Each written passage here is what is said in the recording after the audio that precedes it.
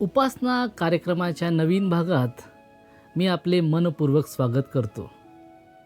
मला आशा आहे की देवाच्या आशीर्वादांमध्ये आपण सर्व आनंदित आहात.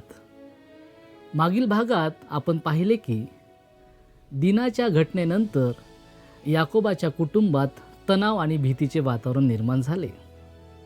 त्या घटनांमुळे त्यांच्या जीवनात अस्थिरता आली. आजच्या भागात आपण पाहणार आहोत की देव याकोबाला पुन्हा बेथेलकडे जाण्याची आज्ञा देतो. याकोब आपल्या कुटुंबाला शुद्ध होण्यास सांगतो. त्यानंतर तो देवासाठी विधी मानतो आणि देव त्याला पुन्हा दर्शन देतो व आशीर्वाद देतो. या अध्यायात आपण पाहतो की देवाकडे परत येणे, आत्मिक शुद्धता आणि आज्ञाधारकता यामुळे जीवनात नव्याने आशीर्वाद कसा येतो. चला तर मग आजच्या या आशीर्वादित वचनाकडे आपण लक्ष देऊया.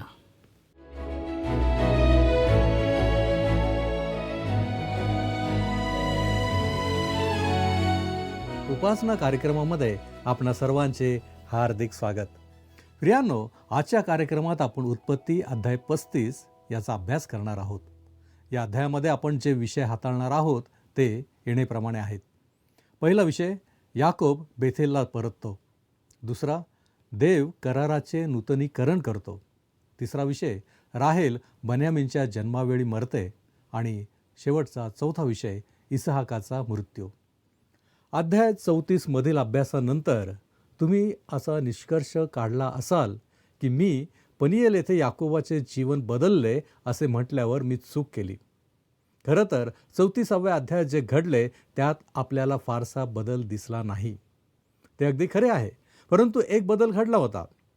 पनियेल येथील याकोबाच्या अनुभवाला संकटाचा अनुभव म्हणण्यास मी कचरतो, कारण मला भीती वाटते की संकटाच्या अनुभवाच्या या प्रकरणाला अनेकांनी मागे टाकले आहे. असे काही लोक आहेत ज्यांना असे वाटते की जर तुम्हाला दुसरा अनुभव आला नाही तर तुम्हाला काहीही मिळाले नाही. वस्तुस्थिती अशी आहे की ते खरे नाही. काहींना एक अद्भुत संकटाचा अनुभव असतो आणि मला खात्री आहे की आपल्यापैकी बरेच जण आपल्या आयुष्यात त्याकडे परत वळू शकतात. परंतु असे लोक आहेत जे करू शकत नाहीत किंवा करीत नाहीत आणि त्यांनी कधीही त्यांच्या जीवनात ते खूप महत्त्वाचे असल्याचे नमूद केलेले नाही. पण जेव्हा याकोब पनियेलला आला तेव्हा त्याच्यासोबत एक जबरदस्त घटना घडली.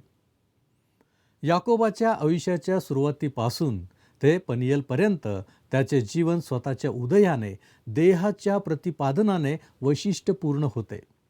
तो याकोब आहे आणि त्याशिवाय काहीही नाही.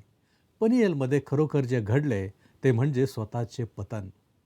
तो फुटलेल्या टायरसारखा चेपला गेला.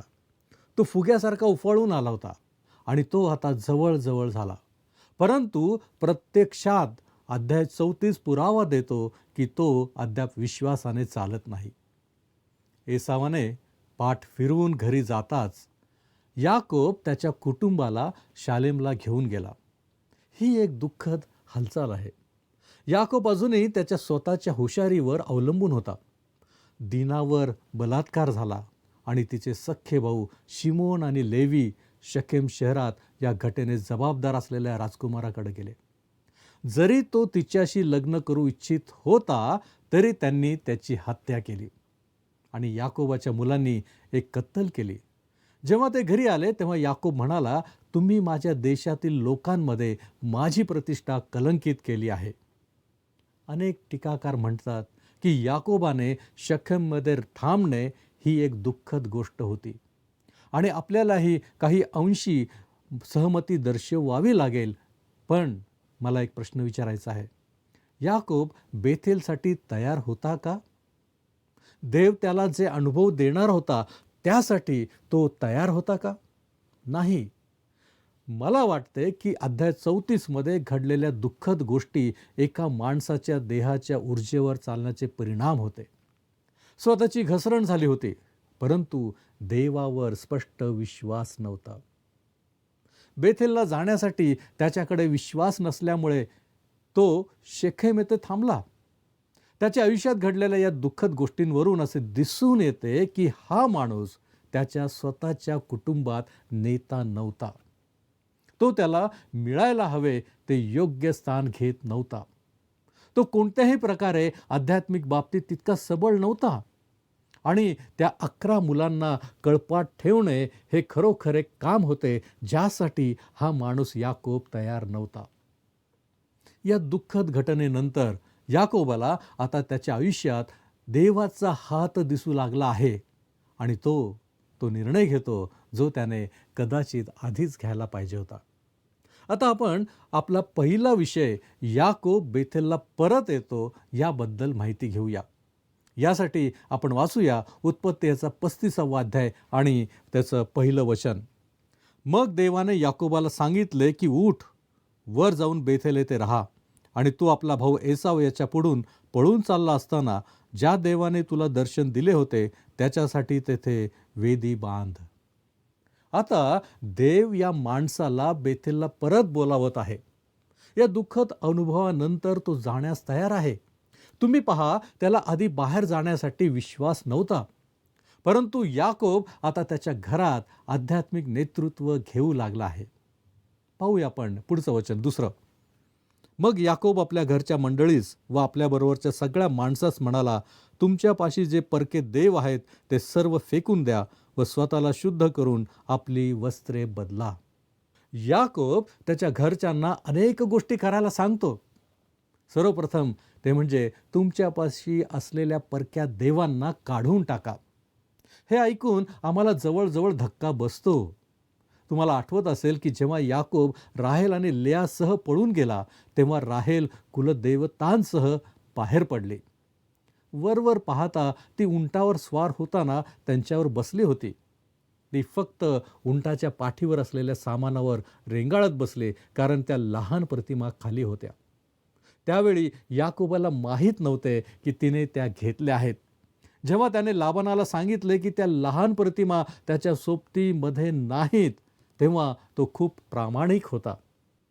कदाचित तो लाबानाशी प्रामाणिक असलेल्या काही वेळांपैकी एक असावा. त्याला खरोखर माहीत नव्हते की त्या तिथे आहेत. जेव्हा त्या सापडल्या तेव्हा मला वाटते की आपण सर्वजण असे गृहीत धरू की याकोब त्यांना काढून टाकेल, कारण त्याला जिवंत आणि खऱ्या देवाची माहिती होती. खरं तर त्याला त्याच्याशी वैयक्तिक भेट झाली होती, पण त्याने त्या प्रतिमा काढून टाकल्या नाहीत. आणि आता आपल्याला आढळते की त्याचे संपूर्ण कुटुंब त्यांची पूजा करत आहेत. पहिल्यांदाच याकोब आध्यात्मिक नेतृत्व घेणार आहे आणि तो म्हणतो, चला या परक्या देवांपासून मुक्त होऊया. त्यांना पहिली गोष्ट म्हणजे जे चुकीचे आहे ते दूर करणे. असे बरेच लोक आहेत जे आठवड्यातून 6 दिवस चुकीच्या गोष्टी करतात आणि रविवारी ते प्रभूची सेवा करण्याचा प्रयत्न करतात. बरेच ख्रिस्ती अगदी कट्टर विश्वासणारे देखील अशा गोष्टीत अडकलेले असतात आणि मग त्यांना वाटते की रविवारी चर्चमध्ये त्यांची सेवा हा एक रोमांचक अनुभव का नाही. प्रियांनो, तुम्हाला तुमच्या या गोष्टी सोडून द्याव्या लागतील. मला माहीत नाही, परंतु तो लोभ असू शकतो. असे बरेच चांगले कट्टर व्यापारी आहेत जे पैसा मिळवण्याच्या मागे धावत असतात. असे लोक रविवारी प्रभूची सेवा करण्यापेक्षा पैसा मिळवण्यासाठी जास्त समर्पित असतात आणि मग विचार करतात की त्यांच्या आध्यात्मिक जीवनात काय चूक आहे. जर तुम्ही बेथेलमध्ये परत येणार असाल जिथे तुम्हाला सुरुवातीला देव भेटला होता, तर प्रियांनो, तुम्ही चुकीच्या गोष्टी सोडून दिल्या पाहिजेत. मग याकोब म्हणतो, शुद्ध करा. विश्वासणाऱ्यांसाठी याचा अर्थ पापांची कबुली. तुम्हाला तुमच्या जीवनात पापांचा सामना करावा लागतो. तुम्ही रविवारी चर्चमध्ये येऊन नुकत्याच केलेल्या आठवड्यात तुम्ही कसे जगलात ते नाकारू शकत नाही. शेवटी तुम्ही चर्चमध्ये येण्यापूर्वी शारीरिक अंघोळ करता आणि तरीही आपल्या चर्चमध्ये आध्यात्मिक शरीराची दुर्गंधी येते, कारण पापाची कबुली दिली जात नाही, शुद्धीकरण केले जात नाही. योहानाचं पहिलं पत्र ह्याचा पहिला अध्याय आणि 9 या वचनामध्ये सांगितल्याप्रमाणे जर आपण आपली पापे पदरी घेतली तर तो विश्वसनीय व न्यायी आहे, म्हणून आपल्या पापांची क्षमा करेल व आपल्याला सर्व अनितीपासून शुद्ध करेल. पाप कबुली असलीच पाहिजे. तो तर क्षमा करेल, परंतु आपण पाप कबूल केलेच पाहिजे. आपली वस्त्रे बदला. दुसऱ्या शब्दात जुने कपडे काढून टाका. शास्त्रलेखात वस्त्रे सवयींबद्दल बोलतात. आपण घोडेस्वारीची सवय असलेल्या किंवा गणवेश परिधान करणाऱ्या फुटबॉल खेळाडूबद्दल बोलतो, जी त्याची सवय आहे. त्याचप्रमाणे देवाच्या मुलाने तो कोण आहे आणि तो कोणाचा आहे हे प्रतिबिंबित करण्यासाठी कपडे घातले पाहिजेत. तुम्ही प्रभूच्या सवयी लावून घेता का? व्यवसायात, शाळेत किंवा परिसरात तुमच्या जीवनात थोडे वेगळे असल्याचे तुम्हाला आढळते का? प्रियांनो, तुम्ही प्रभूच्या सवयी लावून घ्या. ज्या दिवशी याकोब बेथलला परतला त्याच दिवशी तो देवासाठी जगू लागला. तोपर्यंत मला वाटत नाही की तो होता. आता तो म्हणतो, चला बेथेलला परत जाऊया. तेच आपण करायला हवे. आपण पुढे जाऊया. 3रं वचन आपण वाचू. आपण उठून वर बेथेला जाऊ. तेथे मी देवासाठी वेदी बांधीन. त्याने माझ्या संकट समयी माझे ऐकले आणि ज्या वाटेने मी प्रवास करीत होतो तीत तो मजबरोबर होता. अब्राहम आणि इसहाकाने वेद्या बनवल्या होत्या आणि आता याकोब एक वेदी बनवेल. त्याबद्दल देवाचे आभार मानतो. आता त्याच्याकडे देवासाठी साक्षीदार असेल. त्याने माझ्या संकट समयी माझे ऐकले आणि ज्या वाटेने मी प्रवास करीत होतो तीत तो मजबरोबर होता. याकोबाला आठवलेली गोष्ट अशी आहे की जेव्हा तो तरुणपणी घरापासून पळून जात होता, घराची आठवण आणि एकटा, तेव्हा तो बेथेलला आला होता आणि देव त्याच्याशी विश्वासू होता. देवाने म्हटले होते, मी तुमच्याशी विश्वासू राहीन. अनेक वर्ष गेली होती आणि देव निश्चितच त्याच्याशी विश्वासू होता. आता देव म्हणतो, तुम्हाला बेथेलला परत जावे लागेल. तुम्हाला जिथून सुरुवात केली होती तिथे परत जावे लागेल. तुम्हाला तिथून सुरुवात करावी लागेल. आपण हे ओळखले पाहिजे की आपण घाणेरडे ख्रिस्ती जीवन जगण्यात घालवलेली वर्षे वेळेचा अपव्यय आहेत. पूर्णपणे वेळेचा अपव्यय आहे. देवाने इस्रायलच्या मुलांना मिस्रमधून बाहेर पडण्यासाठी आणि वचन दिलेल्या देशात जाण्यास बोलावले. देवाने त्यांना दर्शन दिले आणि त्यांना त्या देशात जाण्यास सांगितले, पण ते गेले नाहीत. 40 वर्ष ते भटकत राहिले आणि मग यहोशुवाला दर्शन देऊन देव म्हणाला, त्या देशात जा. त्याने जिथे सोडले होते तिथेच त्याने सुरू केले. त्यांनी 40 वर्षे वाया घालवली होती. ख्रिस्ती म्हणून किती लोक आपले जीवन वाया घालवत आहेत. या ठिकाणी आपल्याला प्रचंड आध्यात्मिक धडे आहेत. मला तुमच्याबद्दल माहिती नाही, परंतु आपल्यापैकी काही जण याकोबासारखे आहेत आणि म्हणूनच हे आज आपल्यासाठी इतके लागू आहे. देवाचे आभार मानतो की तो याकोबाचा देव आहे असे तो म्हणतो. मला ते आवडते. जर तो याकोबाचा देव असेल तर तो माझाही आणि तुमचाही देव असेल. ते अद्भुत आहे. हा अध्याय आपल्यासाठी एक मोठे प्रोत्साहन आहे. लक्षात घ्या की याकोब त्याच्या घरात अधिकार स्वीकारत आहे. वाचूया आपण पुढचं वचन 4. तेव्हा त्यांनी आपल्यापाशी असलेले सर्व परके देव आणि आपल्या कानात असलेली कुंडले याकोबाच्या हवाली केली आणि याकोबाने शकेमाजवळ असलेल्या एला वृक्षाखाली ती पुरून टाकली. या ठिकाणी मी मुद्दाम थांबून सांगतो की त्या काळी कानातले उपासनेशी संबंधित होते. याबद्दल शास्त्रलेखात बरेच काही सांगितलेले आहे. कुंडलांमुळे त्यांना मूर्तीपूजक म्हणून ओळखत होते आणि म्हणून ते काढून टाकणार आहेत. याकोबाने शकेमाजवळ असलेल्या एला वृक्षाखाली ती पुरून टाकली. याकोबाने ते काढून टाकले. ते साठवले जात नाही, ते पुरले जातात. ते काढून टाकले पाहिजेत, कारण आता एक नवीन जीवन येणार आहे. यावेळेस आपण 5वं आणि 6वं वचन वाचू. मग त्यांनी कूच केले आणि आसपासच्या नगरातल्या लोकांच्या मनात देवाने अशी दहशत उत्पन्न केली की ते याकोबाच्या मुलांच्या पाठीस लागले नाहीत. या प्रकारे याकोब आपल्याबरोबरच्या सर्व लोकांसह कनान देशात लूज म्हणजे बेथेल येथे येऊन पोहोचला. याकोबाने हे नाव बेथेल असे बदलण्यापूर्वी या जागेला लूज असे म्हटले जात असे आणि त्या काळातील लोक बेथेल म्हणून नव्हे तर लूज म्हणून ओळखत होते. आज आपण ते बेथेल म्हणून ओळखतो. वाचूया आपण पुढचं वचन 7. तेथे त्यांनी एक वेदी बांधली व त्या स्थळास एल बेथेल म्हणजे बेथेलचा देव हे नाव दिले, कारण तो आपल्या भावापासून पळून चालला असता येथेच देव त्याला प्रगट झाला होता. बेथेल ज्याचा अर्थ देवाचे घर असा होतो. हे याकोबाने पूर्वी दिलेले नाव होते.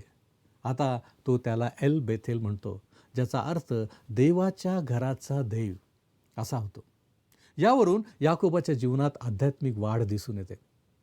आता येथे एक अतिशय मनोवेधक अशी बाजू आहे. आपण वाचूया 35 अध्याय आणि 8 वचन. रिबकेची दाई दबोरा ही मरण पावली व तिला बेथेलच्या खालच्या बाजूस अल्लोन वृक्षाखाली पुरेले. या वृक्षाचे अल्लोन बाकूत म्हणजे रुदन वृक्ष असे नाव ठेविले. दबोरा यावेळी याकोबासोबत असल्याने आपण असे गृहीत धरतो की रिबेका आधीच मरण पावली होती आणि तिचा मृत्यू कधी झाला हे शास्त्र आपल्याला सांगत नाही. बिचारा याकोबाने त्याच्या आईला पुन्हा कधीही पाहिले नाही.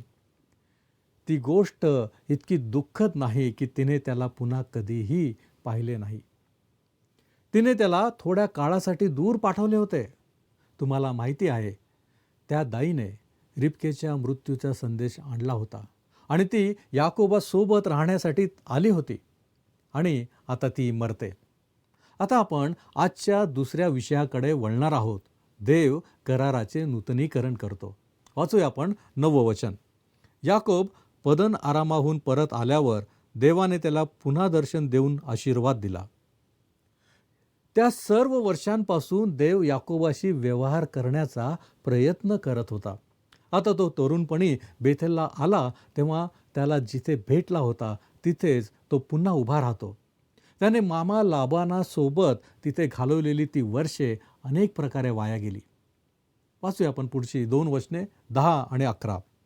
देव त्याला म्हणाला, तुझे नाव याकोब आहे, पण आतापासून तुला याकोब म्हणणार नाहीत, तर तुझे नाव इस्रायल होईल. आणि देवाने त्याला इस्रायल हे नाव दिले. देव त्याला आणखी म्हणाला, मी सर्वसमर्थ देव आहे. तू फलद्रूप होऊन बहुगुणित हो. तुझपासून एक राष्ट्रच काय, तर राष्ट्रसमूह उत्पन्न होईल आणि तुझ्या पोटी राजे निपजतील. मी सर्वसमर्थ देव आहे. लक्षात ठेवा की त्याने अब्रामाला हेच सांगितले होते. वाचूया आपण पुढचं वचन 12. आणि जो देश मी अब्राम व इसाक यास दिला तो तुला देईन आणि तुझ्या मागे तुझ्या संततीसही तोच देश देईन. परमेश्वराला ती खूप महत्त्वाची मालमत्ता वाटते. आता तिसऱ्यांदा त्याने त्यांना ही जमीन देण्याचे वचन दिले आहे. प्रथम अब्रामाला, नंतर इसाकाला आणि आता याकोबाला. परमेश्वराला या प्रत्येकाला त्याबद्दल 2-3 वेळा सांगावे लागले. खरं तर त्याने अब्रामाला अनेक वेळा सांगितले. वाचूया आपण 13 ते 15 ही वचने. मग देवाने जेथे याकोबाशी भाषण केले होते तेथूनच आरोहण केले आणि जेथे देवाने याकोबाशी भाषण केले होते तेथे त्याने एक पाषाण स्तंभ उभा केला आणि त्यावर पेयार्पण करून त्यास तेलाभंग केला. जेथे देवाने याकोबाशी भाषण केले होते त्या स्थळाचे नाव याकोबाने बेथेल ठेवले. येथे पेयार्पणाचा पहिला उल्लेख आहे. लेवीय पुस्तकात आपल्याला 5 अर्पणे दिसतात, परंतु पेयार्पण नाही. खरं तर याबद्दल कोणतीही सूचना दिलेली नाही, परंतु त्याचा उल्लेख केला आहे. हे स्पष्ट आहे की हे सर्वात जुन्या अर्पणांपैकी एक आहे आणि आजच्या विश्वासणाऱ्यांसाठी त्याचा खूप अद्भुत अर्थ आहे. पेयार्पण इतर अर्पणांवर ओतले जात होते आणि ते वाफेवर चढत होते. पौलाने फिलिप्पीकरांना सांगितले की त्याचे जीवन असेच असावे अशी त्याची इच्छा होती, फक्त पेयार्पणासारखे ओतले जाणारे. आता आपण आजच्या तिसऱ्या विषयाबद्दल माहिती घेऊ. तो आहे बेन्यामीनच्या जन्मावेळी राहेलचा मृत्यू होतो. वाचूया आपण 16 वचन. मग त्यांनी बेथेलाहून कूच केले आणि एफ्रात गाव अद्याप काहीसा दूर असता राहेल प्रसूत झाली व तिची प्रसूती कष्टाची होती. राहेलला एक मुलगा योसेफ होता, पण आता तिला दुसरा मुलगा आहे. वाचूया आपण 17 आणि 18 वचने. प्रसूती वेदना होत असता सुईण तिला म्हणाली, भिवू नको, कारण तुला हाही मुलगाच आहे. ती तर मरण पावली. तिचा प्राण जाता जाता तिने मुलाचे नाव बेन ओनी म्हणजे माझ्या दुःखाचा पुत्र ठेवले. तथापि त्याच्या बापाने त्याचे नाव बन्यामीन म्हणजे माझ्या उजव्या हाताचा पुत्र असे ठेवले. हे किती अद्भुत आहे. म्हणजे राहेलचा मृत्यू नव्हे, तर हे ज्याप्रमाणे घडले. ती म्हणते त्याला माझ्या दुःखाचा पुत्र म्हणा. पण याकोबाने त्याच्याकडे खाली पाहिले आणि म्हणाला, मी माझी सुंदर राहेल गमावली आहे आणि हा लहान मुलगा तिच्यासारखा दिसतो, म्हणून मी त्याला माझ्या उजव्या हाताचा पुत्र असेच म्हणेन. याकोब राहेलच्या मुलांशी दयाळू होता. पदन आराममध्ये राहेलवर याकोबाचे प्रेम हे कदाचित त्याच्या आयुष्यातील एकमेव चांगली गोष्ट होती, जेव्हा शारीरिक आणि स्वार्थी वृत्तीचे इतके पुरावे होते. तो राहेलवर प्रेम करत होता, यात काही शंकाच नाही. तो तिच्यावर पूर्णपणे समर्पित होता. तो तिच्यासाठी जवळजवळ काहीही करण्यास तयार होता. जसे की तिने तिच्या वडिलांकडून घेतलेल्या प्रतिमा तिला ठेवण्याची परवानगी देणे. मला नाही वाटत की लेयाला किंवा इतर कोणालाही त्याने सहमती दर्शवली असती. पण तो राहेलवर दया करत होता. तिने याकोबाला त्याचा मुलगा योसेफ दिला होता आणि आता ती बन्यामीनला जन्म देते आणि तिच्या दुसऱ्या मुलाच्या जन्मावेळी ती मरण पावली. त्याचे जीवन म्हणजे तिचा मृत्यू. याकोबासाठी हे खूप दुःखद होते. बाकी 10 मुले त्याच्यासाठी अजिबात आनंद नव्हती. देवाने त्याला दिवसाच्या 24 तास दररोज आठवण करून दिली की एकापेक्षा जास्त बायका असणे पाप आहे. त्याला त्या सर्वांची गरज नव्हती. तथापि अर्थातच देव राज्य करेल आणि तो तुमच्या आणि माझ्या आयुष्यात राज्य करतो. त्यासाठी आपण त्याचे आभार मानू शकतो. पण वस्तुस्थितीवरून असे दिसून येते की देवाची या बहुविवाहाला मान्यता नव्हती. योसेफाला त्याच्या सावत्र भावांकडून मिळालेल्या वागणुकीवरून हे विशेषतः स्पष्ट होते. याकोब योसेफ आणि बन्यामीनवर प्रेम करत होता आणि अगदी स्पष्टपणे सांगायचे तर इतर मुलांना याचा हेवा वाटत होता. त्याने योसेफाला असा पक्षपात दाखवायला नको होता, कारण त्याने स्वतःच्या घरात पक्षपाताचे परिणाम अनुभवलेले होते. हा तोच होता ज्याला त्याच्या वडिलांनी कमी अधिक प्रमाणात बाजूला ढकलले होते. त्याला त्यामुळे होणारा त्रास माहिती होता. जरी मी याकोबाचा बचाव करण्याचा प्रयत्न करत नाही, तरी आपण त्याच्याबद्दल सहानुभूती व्यक्त करू शकतो. त्याने त्याची सुंदर राहेल गमावली होती, परंतु त्याच्याकडे बन्यामीन होता. तो मुलगा राहेलच्या दुःखाचा मुलगा होता हे खरे असले तरी याकोब त्याला बेन ओनी म्हणू शकत नव्हता. तो त्याच्या दुःखाचा मुलगा नव्हता. तो त्याच्या उजव्या हाताचा, त्याच्या चालण्याचा काठीचा, त्याच्या वृद्धपकाळात त्यावर तो अवलंबून असे. हे ओळखणे महत्त्वाचे आहे, कारण यामुळे आपल्याला याकोब नंतर किती मोठे दुःख सहन करेल हे समजण्यास मदत होईल. या सर्व गोष्टींची मुळे याकोबाच्या पापात असतील. देवाला आपल्या जीवनात चुका मान्य नाहीत.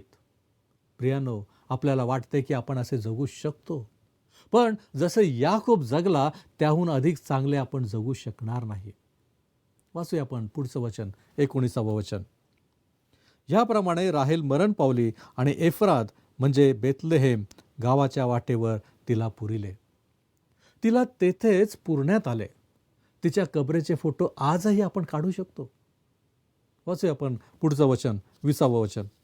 मग याकोबाने तिच्या कबरेवर एक स्तंभ उभारिला. तो राहेलीच्या कबरेचा स्तंभ आजवर कायम आहे. म्हणजे मोशेने हे लिहिले तोपर्यंत तो तिथेच होता. आजही तो तिथेच आहे. वाचूया आपण 21वे वचन. नंतर इस्रायलाने कूच करून एदेर कोटाच्या पलीकडे आपला डेरा दिला. वचन 22 ते 26 मध्ये आपल्याला याकोबाच्या वेगवेगळ्या बायकांकडून झालेल्या मुलांची यादी आहे. खरं तर योसेफ आणि बन्यामीन ही दोन्ही मुले उत्कृष्ट होती. इतरांचे चांगले झाले नाही. पुन्हा एकदा हे सिद्ध करते की देव अनेक बायकांना आशीर्वाद देत नाही. याकोबाच्या कुटुंबाने आपल्याला हे सत्य स्पष्ट केले पाहिजे. जरी मामा लाबान जबाबदार होता तरी याकोबानेही त्याला साथ दिली. आता आपण शेवटचा विषय हाताळणार आहोत, तो आहे इसहाकाचा मृत्यू. वाचूया आपण त्याच्यासाठी 29वे वचन. त्याने प्राण सोडला, तो वृद्ध व पुऱ्या वयाचा होऊन मृत्यू पावला आणि स्वजनास जाऊन मिळाला. त्याचे मुलगे एसाव आणि याकोब यांनी त्यास मूठमाती दिली. मला शंका आहे की याकोब देशात परतल्यानंतरच्या काळात त्यांच्या वडिलांचा म्हणजे इसहाकाचा मृत्यू ही या दोन मुलांना एकत्र आणणारी एकमेव घटना होती. तुम्ही लक्षात घेतले आहे का की हा अध्याय मृत्यूने एक खास अध्याय बनला आहे. प्रथम रिबकाची दासी दबोरेचा मृत्यू आहे. यामध्ये स्वतः रिबकेच्या मृत्यूचा संकेत आहे. नंतर सुंदर राहेलचा मृत्यू आहे. शेवटी अध्याय इसहाकाच्या मृत्यूने संपतो. हा अध्याय येथे संपत आहे. आपणही आपल्या अध्ययनाची समाप्ती करूया. प्रभूची कृपा आपणाबरोबर सदैव असो.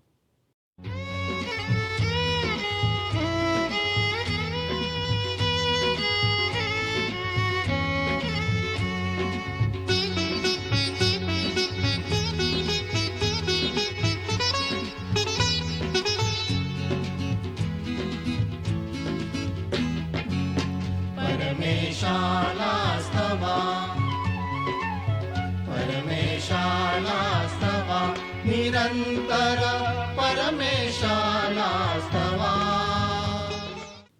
प्रियांनो, आजच्या संदेशातून आपण शिकलो की देव आपल्याला नेहमी त्याच्याकडे परत येण्यासाठी बोलावतो. याकोबाने आपल्या कुटुंबासह स्वतःला शुद्ध केले आणि देवाच्या आज्ञेचे पालन केले. त्यामुळे देवाने त्याला पुन्हा आशीर्वाद दिला आणि त्यांच्याशी आपला करार दृढ केला. या भागातून आपण एक महत्त्वाचा धडा शिकतो. जेव्हा आपण आपल्या जीवनातील चुकीच्या गोष्टी दूर करून देवाकडे परत येतो, तेव्हा देव आपल्याला नव्याने उभारतो आणि आशीर्वादित करतो. तसेच या अध्यायात आपण जीवनातील बदल, दुःख आणि देवाची उपस्थिती या सर्व गोष्टीचा अनुभव पाहतो. देव आपल्या प्रत्येक परिस्थितीत आपल्याबरोबर असतो. पुढील भागात आपण याकोबाच्या पिढ्यांविषयी आणि पुढील घटनांविषयी अभ्यास करू. तोपर्यंत देवाच्या आशीर्वादात राहा. धन्यवाद.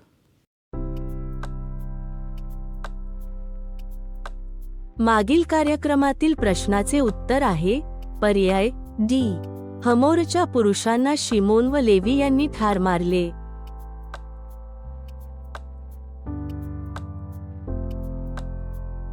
आजचा प्रश्न, कोणाच्या जन्मावेळी राहेलचा मृत्यू झाला? ए. बन्यामीन, बी. रौबेन, सी. दान, डी. नफताली.